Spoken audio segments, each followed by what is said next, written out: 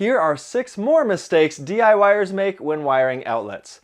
Number 6 on our list is leaving outlets recessed rather than bringing them flush with the outlet plate.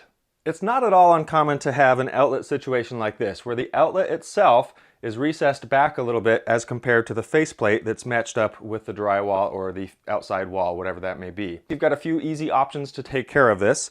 The first one is using little spacers like this. These are like little Legos, and you can stack as many of these as you need to, but according to our National Electric Code, you're only allowed to cover about 1/4 inch. Anything over that, if that recess is more than 1/4 inch, then you need to apply something else to protect the outside of the box here. We'll take a look at some options, but one of those is to use a box extender like this one. The box extender allows you to add on to the box essentially, and it gives you some protection for those wires around there and keeps everything in place. Another option is an extender plate like this one. This gives you the option to put this plate on the outside of your wall surface and attach your outlet to that and therefore your plate to it, putting everything flush with the wall itself. Now keep in mind that 1/4 inch really matters, so if it's more than 1/4 inch, you definitely want to use an extension and not just one of these inserts or plates. These spacers are really easy to work with. They're basically like little Legos. You've got 1/8 inch for each section and they fold really easily onto each other. And then the opening is always oriented in the same direction because that wraps around these 2 screws. So we're going to need 2 of those. So 1/8 of an inch plus 1/8, there's 1/4. If you needed to, you could even go up to 3/8, but again, at that point, I'd recommend using a box extender instead. They're easy to tear off, so I'm going to take my 1/4 inch here and just tear it like that. Now I'm going to take my extender and slip it on to the screw here on the top, and same thing here on the bottom. And they have little tabs, so they'll kind of hold in place. And I can already see from my angle here that the outlet itself is protruding just a bit from the wall, which is exactly what we want. Now we're looking way better. We're within code here. And if you wanted to, again, you can use that outlet box extender to get this perfectly flush with the faceplate. Just a reminder, you can check out shirts like this one and a bunch of other DIY shirts I've got using the links in the description below. Number 5 on our list is rocking the wire strippers back and forth while stripping wire.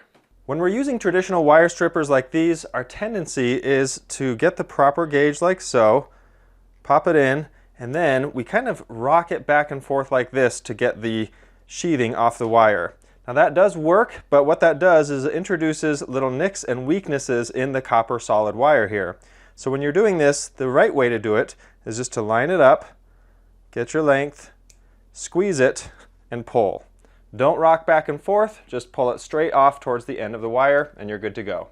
Number 4 on our list is not being careful as you strip the sheathing off of Romex or non-metallic cables. This is a super common setup right here where I've got my receptacle box and some 14-2 Romex coming out, and we need to strip the sheathing off this cable all the way up to the inside of the box here. One of the issues that you're going to see a lot is people doing something that's going to compromise the wires inside here, the hot or the neutral.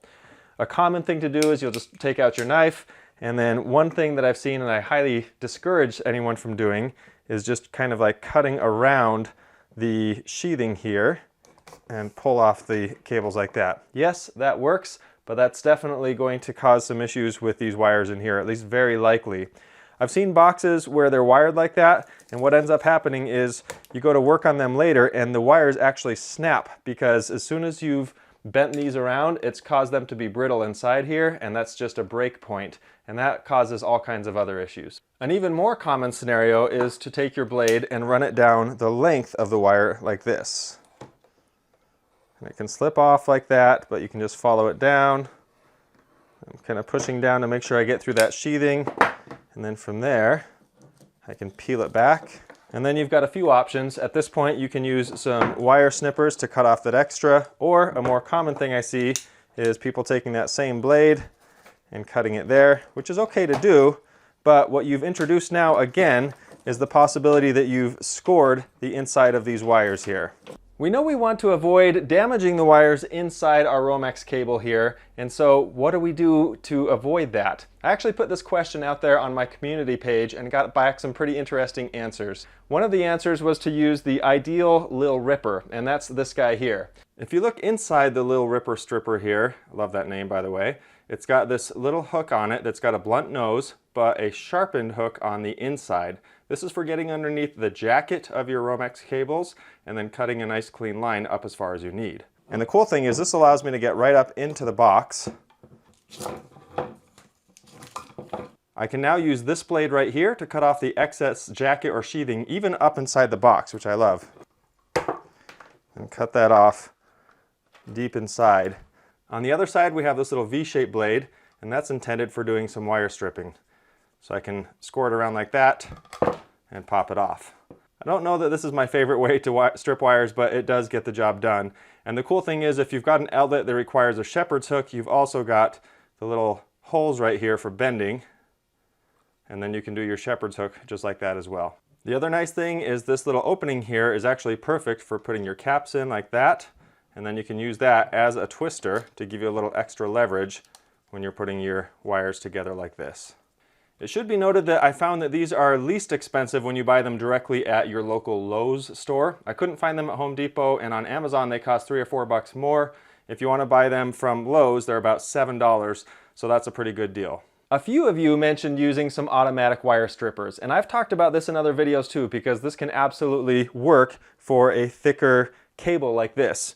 I'll just pop this in here, squeeze, and it pops that off. So that works really great. If you have to do that higher up, it's going to separate it, and then you just pull that sheathing off, and it keeps everything intact inside here, which is great. So that's another good option to go with. Probably the method I've used the most is just to take your box cutter and then just score the very ends right here, whether that's one score or two on there, and then you can just peel this right up the box.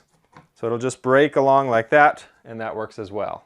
You can also use what's called an electrician's knife or a hawkbill knife like this one. It's a pretty gnarly looking tool here, but the cool thing about this is unlike your box cutter blades, this is much sturdier and much thicker and is going to have a nice sharp point on it. It's sharpened all the way along the inside here, and this is a sheathing knife. It's meant for doing this type of work. The other cool thing about it is you can actually purchase some replacement hawkbill blades like these, and that way if this one gets dull or you just need to replace it at some point, you can do that. And just like the Milwaukee Fastback and other blades like this, you can just fold it and keep it in your pocket like this. There are other blades that you can get, like this one here. This one has a nice little metal solid piece on the end that's meant for slipping inside the sheathing, and that way it's not damaging, it's kind of riding along the inside wires. One of the things I didn't like about this is it requires a protective cover to be on it at all times, and it's kind of big and bulky. If you have the luxury of being able to desheathe your wires before you put them in the box, that's going to make life a lot easier for a few reasons. One, you can use a tool like this, which has the sheathing strippers right on them. So I can take my 14-2, line it up, crimp it down, and just like before, pull that straight off. And there we go. So that came off, and it's nice and clean. It even takes the paper along with it in many cases, which is awesome. So that's definitely what I would recommend if you have the option. If you're like me and like to be smart with your money by DIYing projects around the house, you might be interested in investing some of that money you're saving in famous artwork. I was surprised to learn that over the last 26 years, contemporary art price appreciation has outpaced S&P 500 returns. I want to tell you about Masterworks. This isn't crypto or NFTs. Masterworks allows you to invest in real physical paintings worth millions of dollars, painted by legends like Picasso and Banksy. Masterworks qualifies each of their paintings with the SEC. That way, you can invest in shares of the painting. Then, if one sells for a profit, you get a slice of the returns. Just in the last month, Masterworks sold a painting for a 13.9% net return to their investors. That brings them to 7 exits this year alone, with the 3 before that delivering 17.8, 21.5, and 33.1% net returns. Masterworks has done so well, there's actually a wait list right now. But my subscribers can skip it using our special link in the description. And now, on to our next DIYer mistake. Number 3 on our list is leaving too much or too little sheathing exposed inside the outlet or receptacle box. Here in the United States at least, there is a very specific amount of sheathing that needs to be left on the Romex cable or non-metallic cable as it comes into the box. The sheath shall extend not less than 6 millimeters or 1/4 inch inside the box and beyond any cable clamp. Just to give you an idea, a 1/4 inch is next to nothing. This pencil is approximately a 1/4 inch wide. That's the width that you need to work with, at least that much inside the box as far as sheathing is concerned. That leads us to number 2, which is cutting the wires too long or too short that come out of the outlet or receptacle box. When you leave too much wire coming out of the box like this, you might think that's great, that gives people plenty of room to work with, and it does. But also what it does is causes a lot more bulk or volume to have to be shoved into the box. That's going to cause a lot of problems when you have, let's say, a smart light switch or a GFCI outlet. Those are typically quite a bit larger than a traditional outlet, and trying to fit that and everything else inside the box is going to be problematic. Dealing with wires that are too long is one thing. You can always cut them shorter, but when they're too short, that can be a real hassle.